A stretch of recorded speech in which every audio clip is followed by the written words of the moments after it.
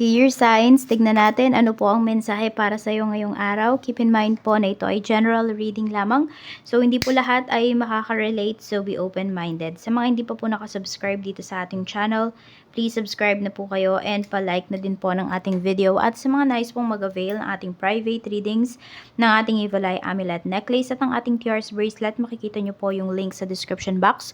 Tarot Intentions by Aliana Reyes. Cleanse muna po natin yung ating space, yung ating energy. Ayan. I'm open to receive any messages. Please, Spirit Guide for Air Signs, Gemini, Libra, and Aquarius. Cleanse natin yung space.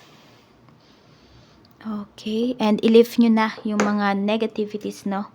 Na nasagap po ninyo. Ayan. Or mga mabibigat na dinadala ninyo.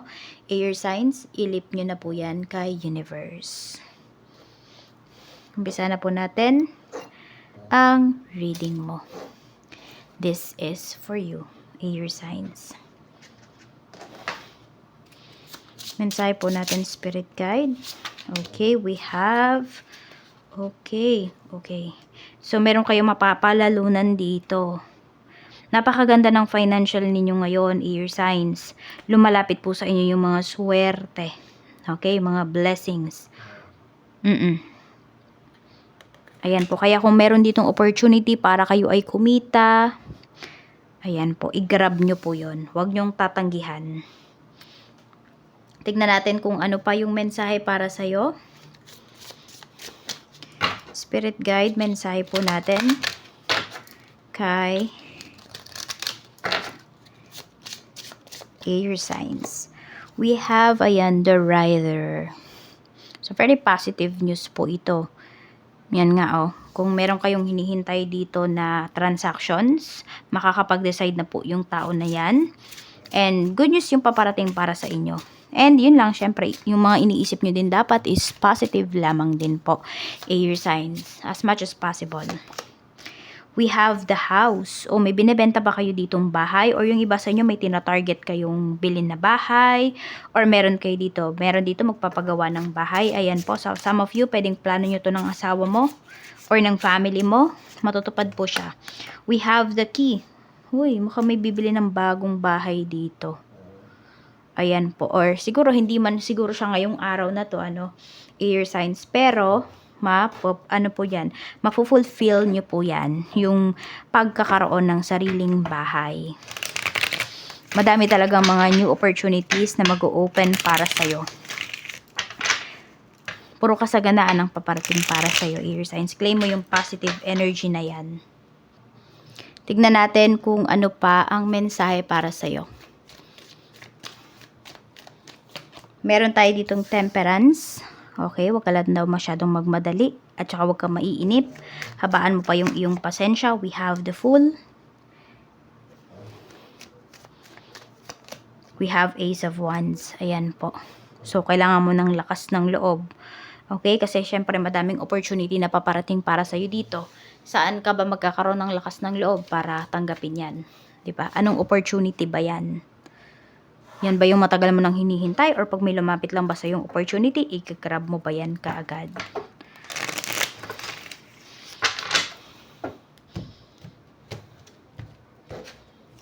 We have Six of Wands. May promotion din dito na pinapakita. Or ma-hire yung iba po sa inyo. Pwede rin na wedding ito. Kasi may energy of dito ay couple. So, pwedeng may magpapakasal. Actually, alam nyo, maraming naiinggit dito sa partnership nyo ng person mo, air signs. We have Page of Pentacles. May mapopromote. More on promotion po ito. Ayan. Or pwedeng mabigyan kayo ng award. Pwedeng sa school po yan. Kung hindi kayo yan, pwedeng anak po ninyo or apo. Ayan. May award na marireceive. We have the Hanged One. May pinagpapaliban kayo dito na na mga blessings sa life niyo. Parang nagpo-procrastinate yung iba sa inyo. We have Eight of Swords. Ayan. Nasa harapan nyo na daw yung blessings, nagbubulag-bulagan pa yung iba sa inyo. Pwede ganito ha, may nag-o-offer sa inyo ng magandang opportunity, air signs, para kayo ay kumita, pero tinatanggihan ninyo. Kayo mismo yung tumatanggi. Parang tinatrap nyo yung sarili nyo dun sa mga bagay na hindi man kayo masyadong kumikita. Pero siguro nga, hindi kayo masyadong kumikita dun sa bagay na ginagawa ninyo, pero happy naman kayo. Kaya hindi nyo ma-accept tong mga bagay na to. Pero kasi, kung gusto nyo talaga, syempre baka ipon, di ba? gusto nyo ma-reach yung goals ninyo, why don't you try or consider mo kung ano man yung ino-offer sa'yo nung tao na to. Huwag kang tumanggi agad. We have Queen of Pentacles. Tignan mo, may success na paparating dito na sinasabi. Kung ipo-pursue mo to or i-grab mo yung opportunity. Six of Cups. Yung taong to concern lang talaga sa'yo to, air signs. I-grab mo yung opportunity hanggang concern pa sa'yo yung tao na yan. 'Di ba?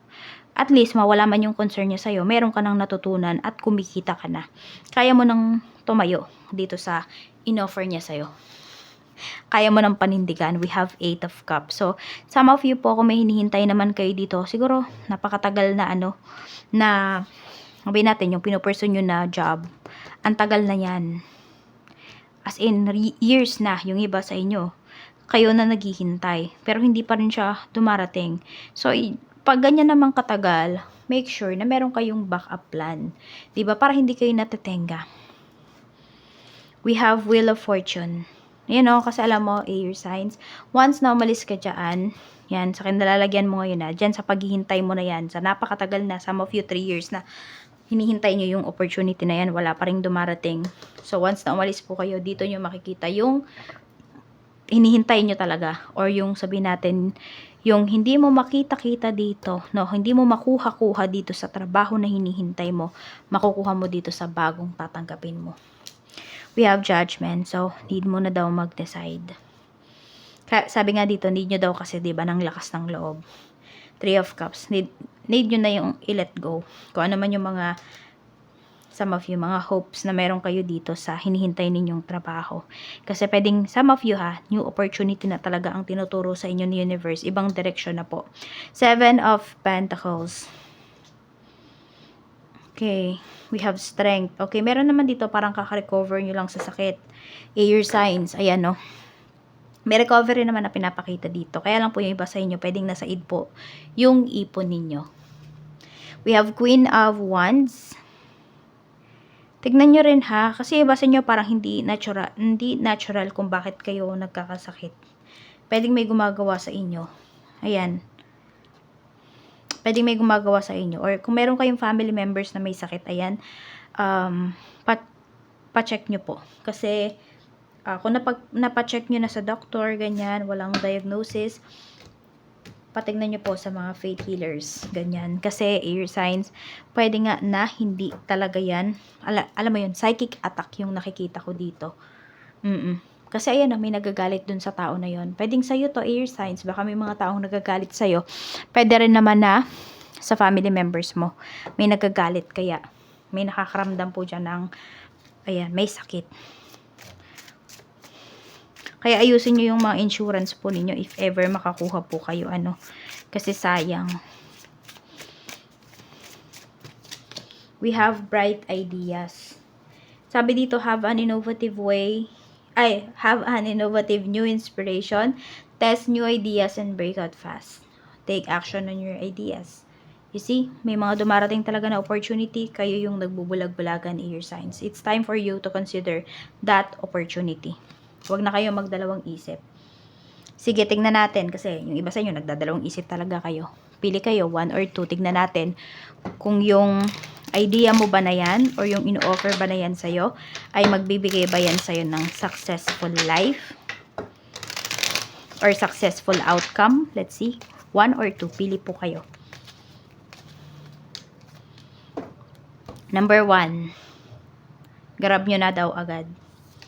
Number 2, yes po. Kahit ano yung piliin nyo dyan, number 1 or number 2, magbibigay po yan ng successful outcome sa inyo. Ito, mas mabilis. Yung pumili ng number 1, mabilis po ninyong ma-receive yung outcome. Ayan. Dito naman, kailangan yung maging firm, no? Panindigan po ninyo. Kasi may mga stress na pagdadaanan si number 2 towards dito sa ideas na yan or towards sa opportunity na yan. Pero sulit na sulit po. Ito kasi, permanente.